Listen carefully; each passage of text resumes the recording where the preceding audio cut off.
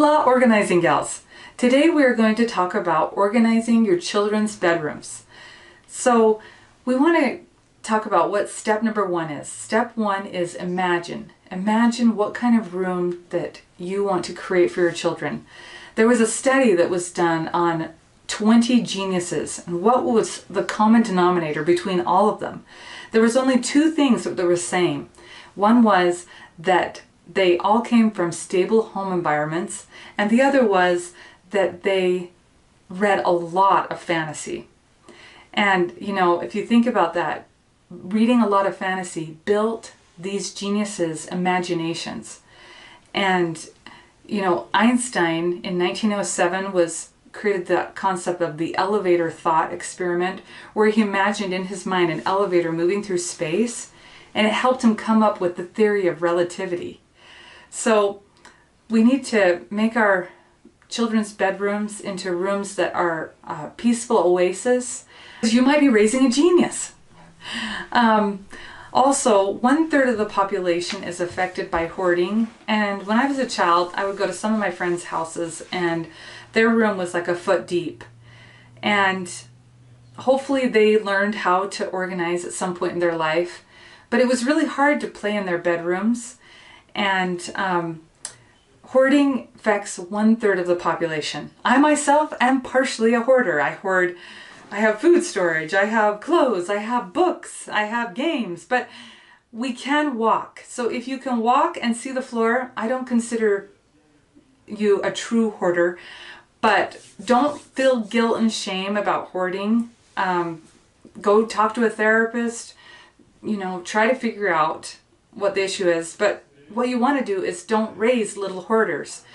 You want to actually teach your children how to throw things away. And one great example of this is every year when school gets out, I have my children take their stack of artwork from school. They have about, 100 little papers that they just feel so proud of.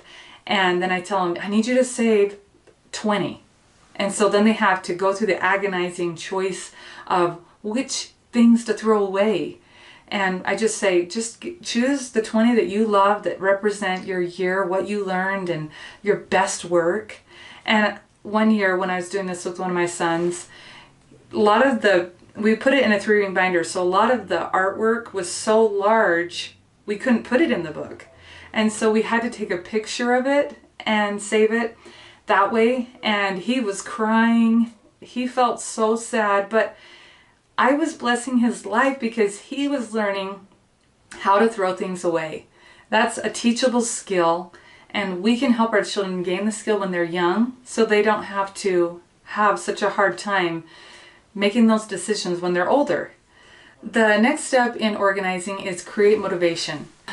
One way to get motivation to organize is to count how many rooms are in your house. For example, I have 16 rooms in my house. 5 bedrooms, 3 bathrooms, and for me it's peaceful and relaxing to organize 1 room a week. So all I need to do is write on the calendar on Saturday I'm organizing this room, and just choose, like, this week we'll do this boy's room, this week we'll do the bathroom, and just put it on your calendar so you don't have to worry about it. You've got a plan, you've got a system, and then you can just follow your plan. And if you want to get other people involved, halfway through the week say, hey, I want help on Saturday organizing this room. And, ask your husband, will you help me? Or your kids, will you help me? So that on Saturday they're mentally prepared and psyched up for the big project. So the next step in the I Can Do It organizing system is assess. Assess the piles, the people in the bedrooms that you're organizing, and the purpose of the room. The piles, you just write a 2-column list and write down why, where the piles are and why the piles exist. And depending on how good your child is at cleaning is how you make your system. So if you have little boys who just will not make their bed, just give them a cute basket, have them put their blankets in the basket, and then get them the cutest sheets you can get. Like my friend, she bought her son's checkered white and red sheets, And so they would just dump their blanket in the basket, and their beds looked so cute with those checkered sheets. Or teach them how to make their bed, but don't make it so hard and elaborate. Just have them put up one blanket and maybe throw the rest in the blanket box. Or, think of what's a simple system that they can do. You want to make it easy. You might want to get rid of dressers and just have open shelves with containers. And on the containers put a picture of socks, a picture of pajamas. And then those people that can't read can actually put things away. Because a dresser, the thing that's hard about a dresser is you have to pull out a drawer, put something away, and shut the drawer. And so some kids they won't do all those steps, but they will throw their socks in a bin on a shelf. And then the last is, what is the purpose of your bedroom? Is it dressing, playing, reading? Figure out what are the purposes, and then you're going to do your next step, which is note down regions.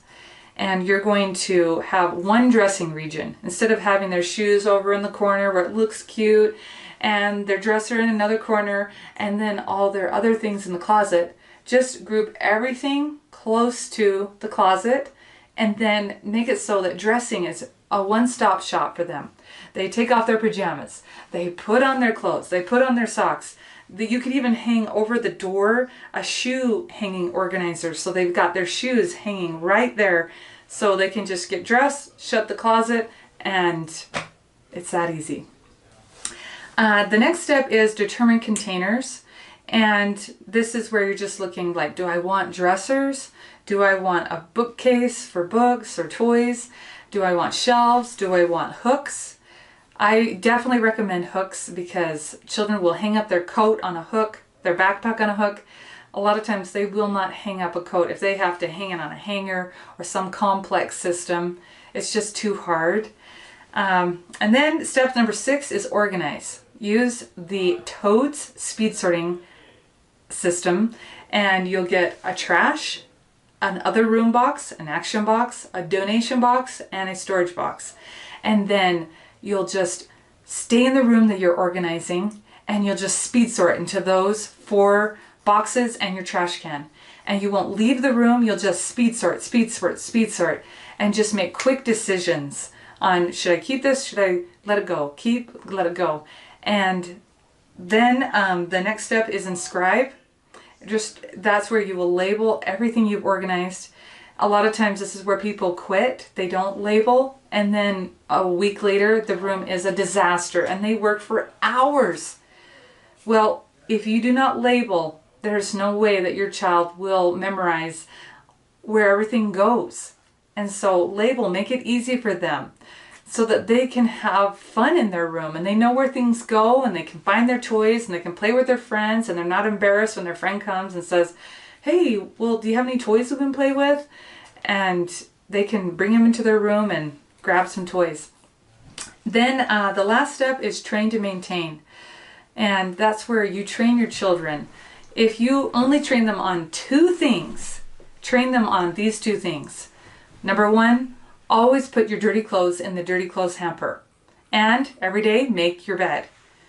Do whatever your making the bed system is. If they will just do those 2 things, they will not have a bedroom that is a foot deep in clothes.